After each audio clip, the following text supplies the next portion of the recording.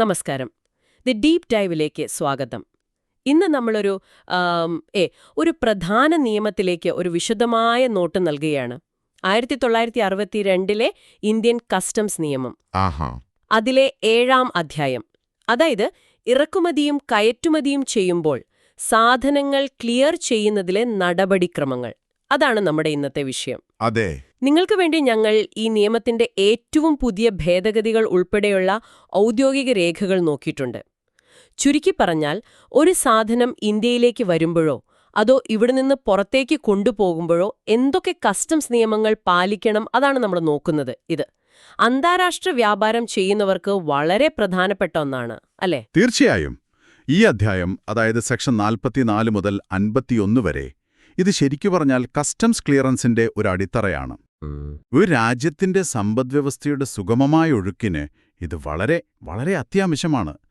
എങ്ങനെയാണ് സാധനങ്ങൾ നിയമപരമായി രാജ്യത്തിനകത്തേക്കും പുറത്തേക്കും പോകുന്നത്, ഓരോ ഘട്ടത്തിലും എന്തൊക്കെ ശ്രദ്ധിക്കണം എന്നൊക്കെ ഇതിൽ വ്യക്തമാക്കുന്നുണ്ട്. ഓക്കെ, അപ്പോൾ നമുക്ക് തുടക്കത്തിൽ നിന്ന് തന്നെ തുടങ്ങാം. ഈ അധ്യായം, 7-ാം അധ്യായം, ആർക്കൊക്കെ ബാധകമല്ല? സെക്ഷൻ 44-ൽ ചില ഒഴിവാക്കലുകൾ പറയുന്നുണ്ടല്ലോ. ശരിയാണ്. എല്ലാത്തിനും ഈ അധ്യായം ഒരുപോലെയല്ല ബാധകം. സെക്ഷൻ 44 പ്രധാനമായും 2 കാര്യങ്ങൾ ഇതിൽ നിന്ന് ഒഴിവാക്കുന്നുണ്ട്. ഓക്കെ. ഒന്ന്, നമ്മൾ യാത്ര ചെയ്യുമ്പോൾ കൂടെ കൊണ്ടുപോകുന്ന ലഗേജ്, അതായത് ബാഗേജ്. ബാഗേജ്. പിന്നെ രണ്ടാമത്തേത്, തപാൽ വഴി വരുന്നതും പോകുന്നതുമായ സാധനങ്ങൾ, പോസ്റ്റൽ ഷിപ്മെന്റ്സ്. ശരി. ഇവയ്ക്ക് രണ്ടിനും കസ്റ്റംസ് നിയമത്തിൽ തന്നെ വേറെ അധ്യായങ്ങളിൽ, പ്രത്യേകിച്ചും ബാഗേജിന് അധ്യായം 6-ൽ ഒക്കെ പ്രത്യേക നിയമങ്ങളും നടപടിക്രമങ്ങളും പറയുന്നുണ്ട്. അപ്പോൾ നമ്മൾ ഈ സംസാരിക്കുന്ന അധ്യായം 7, ഇത് പ്രധാനമായും സാധാരണ ചരക്കുകൾ, അതായത് കാർഗോ, അതിന്റെ ക്ലിയറൻസിനാണ് ഊന്നൽ നൽകുന്നത്. ഓക്കെ. അപ്പോൾ ഈ കാർഗോ ഇന്ത്യയിലെത്തുമ്പോൾ ഒരു പോർട്ടിലോ എയർപോർട്ടിലോ ഇറക്കിയാൽ ആദ്യം എന്താ സംഭവിക്കുക? ഉടമയ്ക്ക് അപ്പോൾ തന്നെ അത് എടുത്തോണ്ട് പോവാൻ പറ്റുമോ, അതോ കസ്റ്റംസിന്റെ കയ്യിലാവുമോ?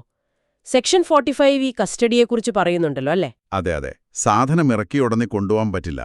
അവിടെയാണ് ഈ സെക്ഷൻ 45 വരുന്നത്. നിയമം പറയുന്നത്, കസ്റ്റംസ് ഏരിയയിൽ ഇറക്കുന്ന എല്ലാ ഇറക്കുമതി സാധനങ്ങളും അവ നിയമപരമായി ക്ലിയർ ചെയ്യുന്നതുവരെ, അതായത് ഒന്നുകിൽ ഹോം കൺസംഷന് വേണ്ടി ഡ്യൂട്ടി അടച്ച് പുറത്തിറക്കുക, അല്ലെങ്കിൽ ഒരു കസ്റ്റംസ് വെയർഹൌസിലേക്ക് മാറ്റുക, അതുമല്ലെങ്കിൽ ട്രാൻസ്ഷിപ്പ് ചെയ്യുക. ശരി. ഇത് ചെയ്യുന്നതുവരെ ആ സാധനങ്ങൾ കസ്റ്റംസ് കമ്മീഷണർ അംഗീകരിച്ച ഒരാളുടെ ഒരു കസ്റ്റോഡിയന്റെ മേൽനോട്ടത്തിലായിരിക്കും. സാധാരണയായി പോർട്ട് അതോറിറ്റിയോ എയർപോർട്ട് അതോറിറ്റിയോ ഒക്കെയാണ് ഈ കസ്റ്റോഡിയൻ. എന്തിനാണിത്? പ്രധാനമായും ഡ്യൂട്ടി അടയ്ക്കുന്നതിനും മറ്റ് നിയമപരമായ കാര്യങ്ങൾ പൂർത്തിയാക്കുന്നതിനും മുൻപ് സാധനങ്ങൾ അനധികൃതമായി പുറത്തേക്ക് പോകുന്നത് തടയാനാണ്. ഇതൊരു ഒരു സുരക്ഷാ സംവിധാനം കൂടിയാണ്. ശരി. അപ്പോ സാധനങ്ങൾ കസ്റ്റോഡിയന്റെ കയ്യിലായി. ഇനി അത് ക്ലിയർ ചെയ്യണമല്ലോ. അതിലെ ആദ്യത്തെ സ്റ്റെപ്പ് എന്താണ്? ബിൽ ഓഫ് എൻട്രി എന്ന് കേട്ടിട്ടുണ്ട്. സെക്ഷൻ 46-ൽ അതിനെപ്പറ്റി പറയുന്നുണ്ടല്ലോ. എന്താണത്? Bill of entry. അതാണ് ഇറക്കുമതി ക്ലിയറൻസിന്റെ തുടക്കം, അല്ലെങ്കിൽ താക്കോലെന്ന് പറയാം. ഓക്കെ. ഇറക്കുമതി ചെയ്യുന്ന ആള് താൻ കൊണ്ടുവന്ന സാധനം നിയമപരമായി ക്ലിയർ ചെയ്യാൻ പോകുന്നു എന്ന് കസ്റ്റംസിനെ അറിയിക്കുന്ന ഔദ്യോഗിക രേഖയാണ് ഈ ബിൽ ഓഫ് എൻട്രി. സെക്ഷൻ 46 പ്രകാരം ഇത് നിർബന്ധമായും ഫയൽ ചെയ്യണം. ഇത് ഇപ്പോഴും പേപ്പർ ഫോമിലാണോ? അല്ല. ഇപ്പോ അത് പൂർണ്ണമായും ഇലക്ട്രോണിക് ആണ്. കസ്റ്റംസിന്റെ ഓട്ടോമാറ്റഡ് സിസ്റ്റം വഴി, ഐസ് ഗേറ്റ് പോലുള്ള പ്ലാറ്റ്ഫോം വഴി ഓൺലൈനായിട്ടാണ് ചെയ്യേണ്ടത്. അതിൽ എന്തൊക്കെയാ പ്രധാനമായിട്ട് വേണ്ടത്?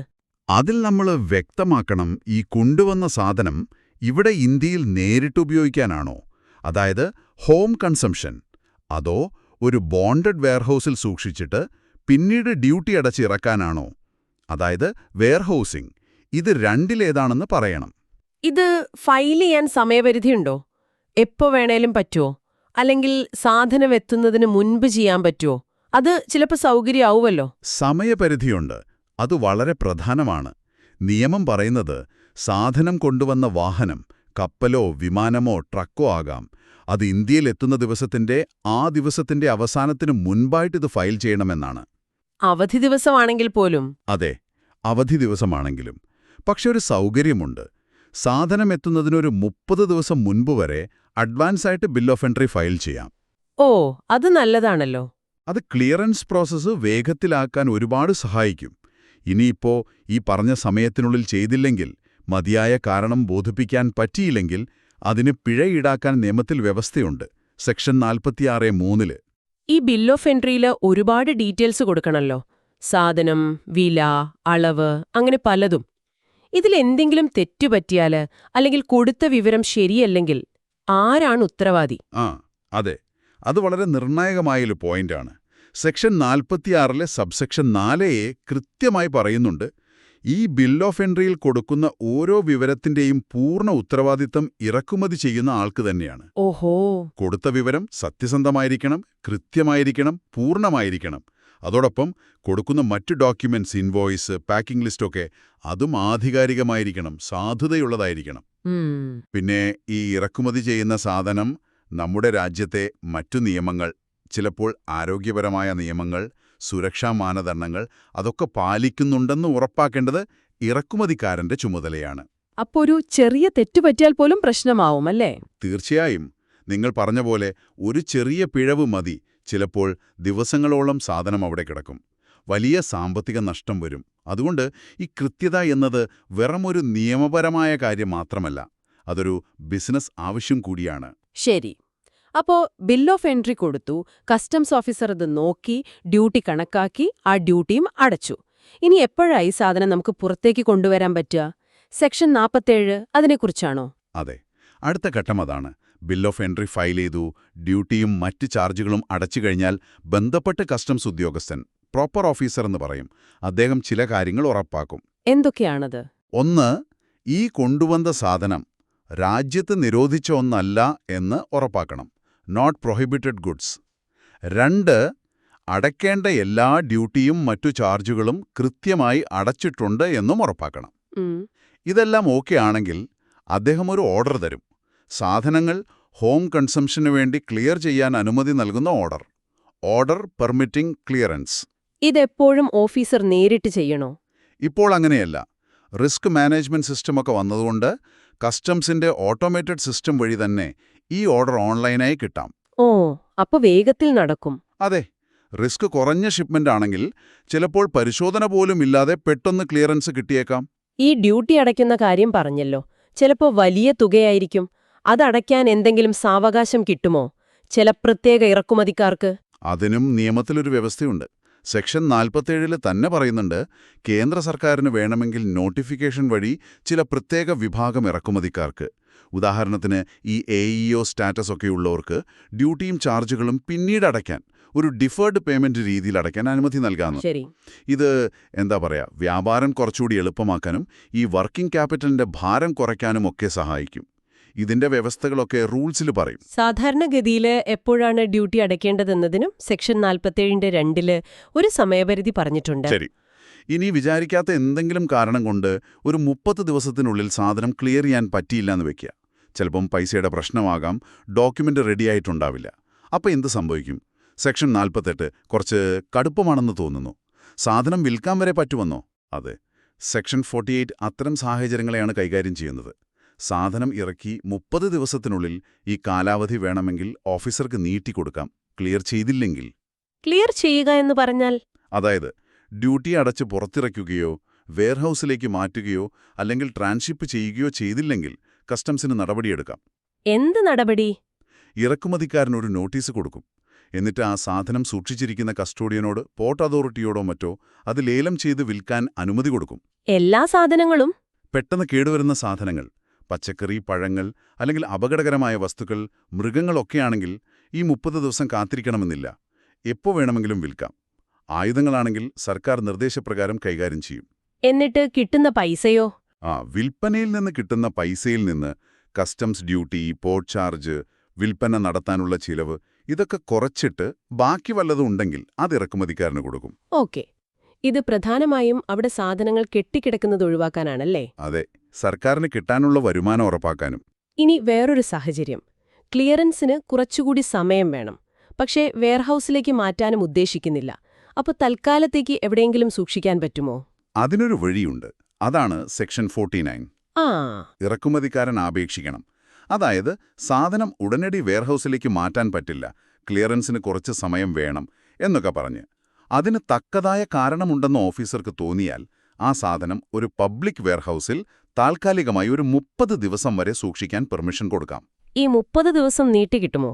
കമ്മീഷണർക്ക് വേണമെങ്കിൽ നീട്ടിക്കൊടുക്കാൻ അധികാരമുണ്ട്. പക്ഷെ ഒരു കാര്യം ഓർക്കണം, ഇങ്ങനെ താൽക്കാലികമായി സൂക്ഷിക്കുന്നത് സാധാരണ വെയർഹൌസിംഗ് പ്രൊസീജിയറുണ്ടല്ലോ, അധ്യായം IXൽ പറയുന്നത് അതിന്റെ പരിധിയിൽ വരില്ല. അതിന്റെ നിയമങ്ങളൊന്നും ഇതിന് ബാധകമല്ല. ഇതൊരു താൽക്കാലിക ഏർപ്പാട് മാത്രം. ഓക്കെ, അപ്പോൾ ഇറക്കുമതിയുടെ പ്രധാന കാര്യങ്ങൾ നമ്മൾ നോക്കി. ഇനി കയറ്റുമതിയുടെ കാര്യം ഇതേപോലെ തന്നെയാണോ അവിടെയും? ഇറക്കുമതിക്ക് ബിൽ ഓഫ് എൻട്രി പോലെ കയറ്റുമതിക്ക് എന്താ പ്രധാന രേഖ? സെക്ഷൻ 50 ഇതിനെപ്പറ്റിയാണോ പറയുന്നത്? അതെ, കയറ്റുമതിക്കും ഏതാണ്ട് സമാനമായ എന്നാൽ അതിൻ്റെതായ രീതികളുണ്ട്. ഇന്ത്യയിൽ നിന്ന് സാധനം പുറത്തേക്ക് അയക്കുന്നയാള് അതിന്റെ വിവരങ്ങൾ കസ്റ്റംസിനെ അറിയിക്കാൻ ഒരു രേഖ കൊടുക്കണം. എന്താണതിന്റെ പേര്? അത് എങ്ങനെ കയറ്റുമതി ചെയ്യുന്നു എന്നതിനെ ആശ്രയിച്ചിരിക്കും. കടൽ വഴിയോ വിമാനം വഴിയോ ആണെങ്കിൽ അതിനെ ഷിപ്പിംഗ് ബില്ല് എന്ന് പറയും, ഷിപ്പിംഗ് ബിൽ. ഇനി കരമാർഗമോ അതോ തപാൽ വഴിയോ ആണെങ്കിൽ അതിനെ ബിൽ ഓഫ് എക്സ്പോർട്ട് എന്നും പറയും. ഇതും ഇപ്പോൾ ഇലക്ട്രോണിക് ആയിട്ടാണ് ഫയൽ ചെയ്യേണ്ടത്. ഇറക്കുമതിയിലെ ബിൽ ഓഫ് എൻട്രി പോലെ ഇതാണ് കയറ്റുമതിയുടെ അടിസ്ഥാന രേഖ. അപ്പോ നേരത്തെ പറഞ്ഞ പോലെ ഇതിലെ വിവരങ്ങളുടെ ഉത്തരവാദിത്തം അതും കയറ്റുമതി ചെയ്യുന്ന ആൾക്ക് തന്നെയാണോ? തീർച്ചയായും. സെക്ഷൻ 50ലെ സബ്സെക്ഷൻ 2ഉം 3ഉം അത് വ്യക്തമാക്കുന്നുണ്ട്. ഈ ഷിപ്പിംഗ് ബില്ലിലോ ബിൽ ഓഫ് എക്സ്പോർട്ടിലോ കൊടുക്കുന്ന എല്ലാ വിവരങ്ങളുടെയും കൃത്യത, പൂർണ്ണത, കൂടെ കൊടുക്കുന്ന രേഖകളുടെ ആധികാരികത, ഇതെല്ലാം ഉറപ്പാക്കേണ്ടത് കയറ്റുമതി ചെയ്യുന്നയാളുടെ നിയമപരമായ ഉത്തരവാദിത്വമാണ്. കയറ്റുമതിക്ക് ബാധകമായ നിയമങ്ങൾ, നിയന്ത്രണങ്ങൾ അതൊക്കെ പാലിക്കുന്നുണ്ടെന്നും അയാൾ ഉറപ്പാക്കണം. ഒരു തെറ്റായ ഡിക്ലറേഷൻ കൊടുത്താൽ ചിലപ്പോൾ കിട്ടേണ്ട കയറ്റുമതി ആനുകൂല്യങ്ങൾ കിട്ടാതെ വരും, അല്ലെങ്കിൽ പിഴ വരും. ശരി, ഈ ഷിപ്പിംഗ് ബില്ല് കൊടുത്താൽ ഉടനെ സാധനം വണ്ടിയിൽ കയറ്റാമോ? കപ്പലിലോ വിമാനത്തിലോ? അതോ അതിനും പെർമിഷൻ വേണോ? അതിനും കസ്റ്റംസിന്റെ അനുമതി വേണം. അതാണ് സെക്ഷൻ 51 പറയുന്നത്. ഓക്കെ. ബന്ധപ്പെട്ട കസ്റ്റംസ് ഉദ്യോഗസ്ഥൻ ഈ കയറ്റുമതി ചെയ്യാൻ പോകുന്ന സാധനം നിരോധിതമല്ല, അതിന് കയറ്റുമതി ഡ്യൂട്ടി വല്ലതും ബാധകമാണെങ്കിൽ അത് അടച്ചിട്ടുണ്ട്, മറ്റ് നിയമപരമായ കാര്യങ്ങളെല്ലാം പാലിച്ചിട്ടുണ്ട് എന്നൊക്കെ ഉറപ്പാക്കണം. എന്നിട്ട് ആ സാധനങ്ങൾ കയറ്റുമതിക്കായി ക്ലിയർ ചെയ്യാനും അത് ലോഡ് ചെയ്യാനും അനുമതി നൽകുന്ന ഒരു ഓർഡർ കൊടുക്കും. Order permitting clearance and loading. ഇതും ഇപ്പോൾ ഓട്ടോമേറ്റഡ് സിസ്റ്റം വഴി റിസ്ക് അനുസരിച്ച് കിട്ടാം. ഈ ഓർഡർ നമ്മൾ സാധാരണ ലെറ്റ് എക്സ്പോർട്ട് ഓർഡർ എന്നൊക്കെ പറയും. ഇത് കിട്ടിയാൽ മാത്രമേ നിയമപരമായി സാധനം രാജ്യത്തിന് പുറത്തേക്ക് കൊണ്ടുപോകാൻ പറ്റൂ. ഓക്കെ, അപ്പോൾ നമ്മൾ അധ്യായം 7ലെ പ്രധാന ഭാഗങ്ങളൊക്കെ ഒന്ന് ഓടിച്ചു നോക്കി. ഇറക്കുമതിയായാലും കയറ്റുമതിയായാലും കറക്റ്റ് ഡോക്യുമെന്റ് കൊടുക്കണം, നിയമം പാലിക്കണം, സമയം നോക്കണം. ഇതൊക്കെ വളരെ പ്രധാനമാണ് അല്ലേ? ഇതിന്റെ ഒരു സംഗ്രഹം എന്താണ്? ഈ അധ്യായത്തിൽ നിന്ന് നമ്മൾ പ്രധാനമായിട്ടും എന്താ മനസ്സിലാക്കേണ്ടത്? അതെ, ഈ അധ്യായം 7 ശരിക്കു പറഞ്ഞാൽ ഇന്ത്യയുടെ അതിർത്തി കടന്നു വരുന്നതും പുറത്തു പോകുന്നതുമായ ചരക്കുകളുടെ, അതായത് ബാഗേജും പോസ്റ്റലും ഒഴികെയുള്ളവയുടെ നിയമപരമായ ഒഴുക്ക് നിയന്ത്രിക്കുന്നൊരു ചട്ടക്കൂടാണ് തരുന്നത്. ഈ bill of entry, shipping bill, bill of export എന്നൊക്കെ പറയുന്നത് വെറും ഫോമുകളല്ല, അത് ഓരോ ഇടപാടിന്റെയും നിയമപരമായ അനുമതിയും രേഖയുമാണ്. ശരിയാണ്. ഇതെല്ലാം ഇലക്ട്രോണിക് ആയതുകൊണ്ട് കാര്യങ്ങൾ വേഗത്തിലായിട്ടുണ്ട് എന്നത് ശരിയാണ്. പക്ഷേ അതോടൊപ്പം നമ്മൾ കൊടുക്കുന്ന ഡാറ്റയുടെ കൃത്യതയുടെ പ്രാധാന്യം കൂടുകയും ചെയ്തു. ചെറിയൊരു തെറ്റുപറ്റിയാൽ പോലും വലിയ തടസ്സങ്ങളുണ്ടാകാം. അതെ. അപ്പോൾ ഈ നിയമ നടപടികൾ പാലിക്കുന്നത് ഒരു ബുദ്ധിമുട്ടായി കാണാതെ അന്താരാഷ്ട്ര വ്യാപാരം സുഗമമാക്കാനും രാജ്യത്തിന്റെ സുരക്ഷ ഉറപ്പാക്കാനും ഒക്കെയുള്ള ഒരു അത്യാവശ്യ കാര്യം എന്ന രീതിയിൽ കാണണം. ചുരുക്കത്തിൽ പറഞ്ഞാൽ അധ്യായം 7 ഒരു ഗേറ്റ്വേ പോലെയാണ്. ഇറക്കുമതിക്കും കയറ്റുമതിക്കും ആ ഗേറ്റിലൂടെ കടന്നു പോകണമെങ്കിൽ ഈ നിയമം അനുസരിച്ചുള്ള ക്ലിയറൻസ് എന്ന പാസ് കിട്ടണം. പക്ഷേ യാത്രക്കാരും തപാൽ സാധനങ്ങളും വേറെ വഴിക്ക് പോകുന്നു. കൃത്യമായി പറഞ്ഞു.